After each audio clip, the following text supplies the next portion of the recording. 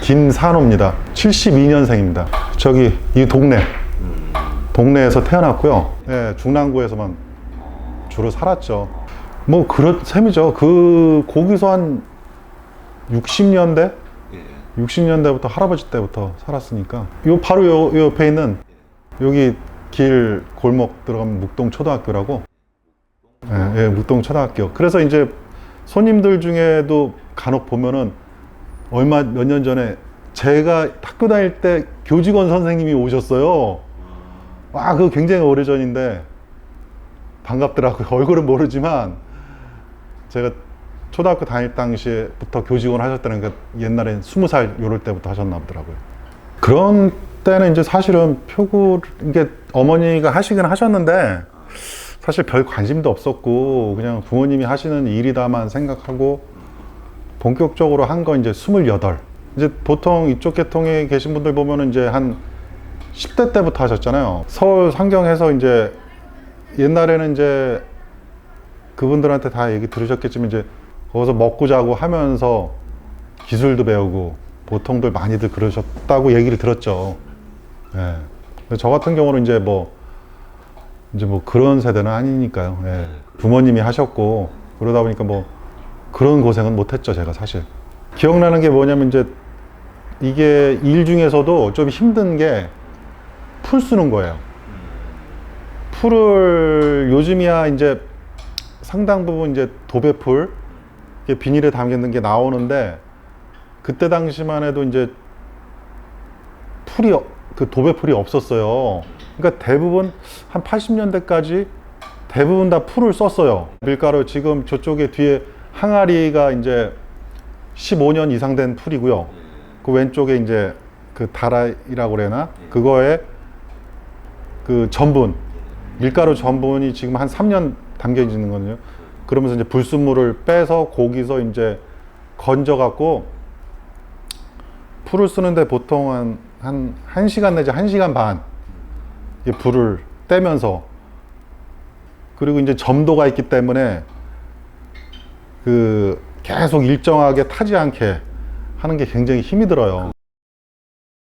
그렇죠. 그게 제일 고생스러워 보이더라고요. 이제 옛날에는 저 어렸을 때는 이제 기술자 형들하고 저희 아버지가 이제 직장에서 끝나고 오면은 이제 교대로 혼자서 하긴 힘드니까 교대로 하고 그러는데 이제 특히 여름 같은 때는 뭐 80년대 때 에어컨들이 없었잖아요.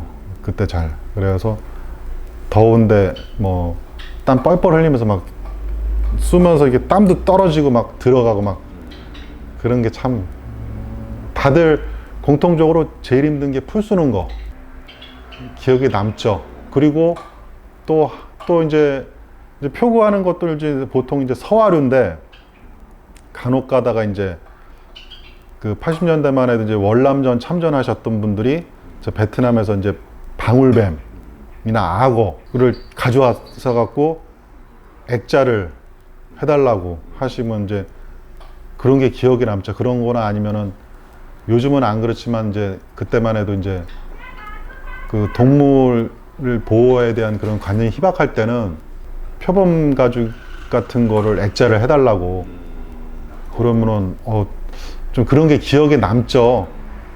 그리고 뭐 이제 기억에 남던 거는 작품들 할 때 이제 좀 썩는 재료로 했던 거가 어떤 작가분이 이게 콩인가?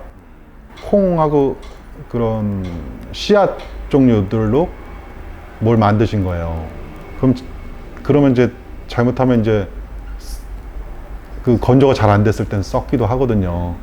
그러면은 이제 거기다가 썩지 않게 이제 방부, 살충 처리를 해서 그렇게 했던 게 막 기억에 남죠. 예. 저희 아버지는 이제 공무원 하셨고 이제 지금 저희 집 거쳐간 그 형들이 지금 뭐 인사동에 다들 계셔요. 꽤 많은 수가. 왜냐면 이제 이 표고 인제 풀이 그렇게 넓은 게 아니니까 여기도 있다가 이제 저기도 갔다가 이제 표구가 조금 수요가 줄어들면은 인테리어로 빠지신 형님도 계시고 그래서 이제 아파트 쪽 뭐 도배나 뭐 인테리어 쪽으로 빠지셔갖고 뭐 큰 돈들도 버시고 그런 분들도 이제 옛날 분들이 다 그러셨지만 어려우셨잖아요. 이제 초등학교만 나오셨는데 옛날 많이 그러셨잖아요. 80이신데 초등학교만 나오셔갖고 이제 중학교 때 요때부터 이제 그 생계를 좀 책임을 지셨어요. 어머니가 소녀 가장 하면서 이제 뭘로 하셨냐면 이제 자수 아시죠? 동양자수. 예, 지금은 별로 동양자수가 그렇게 별로 이렇게 관심도 없는데 사람들이 그때만 해도 이제 예단, 결혼식 예단에도 하고 이제 뭐 호텔이나 아니면 회장실 이런데 인테리어로 자수 제품들을 많이 전시들을 하고 수요가 꽤 많았어요. 그리고 결혼할 때도 이제 보면은 이제 옛날 드라마나 영화 같은 거 보면 이제 약간 좀 사는 집들은 이제 보료라고 해서 막 이렇게 방석 넓은 거 이렇게 막 수놓고 그런 거 이렇게 기대는 뭐 베개 비슷하게 생겨갖고 그런 그걸 보료라고 그러거든요. 그런 거로 이제 중3 때 저기 종로에 가면 지금 종로 타워 자리에 화신백화점 아시죠? 화신백화점 거기에다 납품을 하셨어요. 중3 때부터. 아니 중3 때는 아니고 엄밀히 따지면 이게 중3 때 나이인데 어머니는 이게 약간 창피스러우니까 중3 때라고 그러셨는데 사실은 이게 나도 습관이 돼갖고 초등학교만 나오셨는데 그냥 중3 때면 15, 16 뭐 이럴 때 남들을 만날 때는 이제 중3 나이라고 하셨죠. 근데 저도 이제 이거 와서 그러는데 그렇게 하시다가 그러면서 이제 자수를 놓게 되면은 당연히 이제 이걸 액자로 해달라 병풍으로 해달라 이런 분이 있으실 거 아니에요. 그러다 보면은 이제 인사동도 가서 표구를 하고 또 저기 인사동 아니면은 또 이 근처 뭐 옛날에는 이제 저 어렸을 때 기억에 청량리 오스카 극장이라고 있었어요. 옛날에 거기 뭐 근처에 표구하시는 분들 가서 이제 표구를 또 해오시고 그러시다가 이제 자수 쪽이 이제 약간 사양화 되기 시작하면서 그때 이제 표구는 조금씩 하던 때예요. 그러니까 저희 어머니가 이제 뭐를 하실까 고민하시다가 이제 저 초등학교 한 3학년 요때쯤부터 이제 완전히 표구 쪽으로 가게를 내신 거죠. 이제 하실 줄은 모르시고 이제 그 전에 거래하시던 분들이 있으니까 지금들도 연락을 하고 지내는데 그런 분들한테 표구사 하려면 뭐가 필요하냐 뭐 그러면 기본적인 뭐 표구 도구들 그런 것들 준비해 놓고 이제 가게 계약해 놓고 뭐 이제 작품을 배접해서 이제 건조하려면 이제 건조판이 있어야 되니까 건조판하고 작업대 요 정도만 해갖고 이제 또 기술이야 이제 남의 기술 빌리면 되니까 그 인사동에서 하시던 분들 요즘은 20살 요런 기술자들이 없었는데 그때 당시만 해도 이제 시골에서 상경해갖고 좀 기술 한 1, 2년 배우고 한 10대 후반에 상경해서 1, 2년 배워서 이제 어느 정도 기술이 있는 분들 20살 요런 21, 2살 이런 분들이 여기서는 87, 89년서부터 했고요.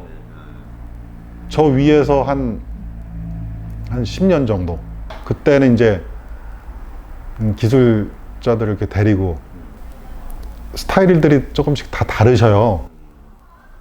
예를 들어서 종이 바르는 뭐 두께라든가 횟수도 다르고 배접하는 그 풀의 농도? 풀도 예를 들어서 이제 보통 우리가 기본적으로 쓰는 게 이제 소맥 전분풀이라고 있어요. 그냥 밀가루, 녹말, 전분. 끓일 때 물과 전분의 그 비율이 중요하거든요. 예를 들어서 이제 전분에 보다 물이 더 많아야 되는데 끓이려면 예를 들어서 전분이 어떤 곳은 1이고 어떤 곳은 비율이 3, 물이 3대 1로 하는 데도 있고요. 근데 그렇게 하게 되면은 이제 장단점이 있는데 풀쓰기가 굉장히 힘들어져요. 너무 점도가 세서. 그러다 보니까 네, 굉장히 막 노동 강도가 굉장히 커요. 네, 잘못하면 이제 타구. 왜냐면 이제 점도가 있어도 바닥에 눌러붙으니까요. 호암은 도쿄에서 배우셔갖고 도쿄 스타일로 하시고 종이도 이어서 배접할 때 방식이 달라요. 그냥 칼로 잘라서 직선으로 해서 배접하고 교도, 우리 교수님 이제 교도에서 배우셨고 교도식은 풀솔도 좀 더 이제 라운드하고 풀통도 둥글고 도쿄는 직선적이고 재단도 직선에 가깝게 자르고 교도는 약간 부드럽게 전통적인 그런 형식으로 만들어야 되는데 탱화에다가 현대적인 판넬, 프레임, 막 MDF 이렇게 해서 해버리는 거예요. 탱화에다가 차라리 하질 말지. 그렇게 해서 이제 비가역적이라고 본드로 붙여버린 거예요. 그렇게 되면은 탱화인데 지정문화재는 아니지만 그래도 역사성이 있고 이제 보존 가치가 있는 것들인데 문제가 많이 생기죠. 예.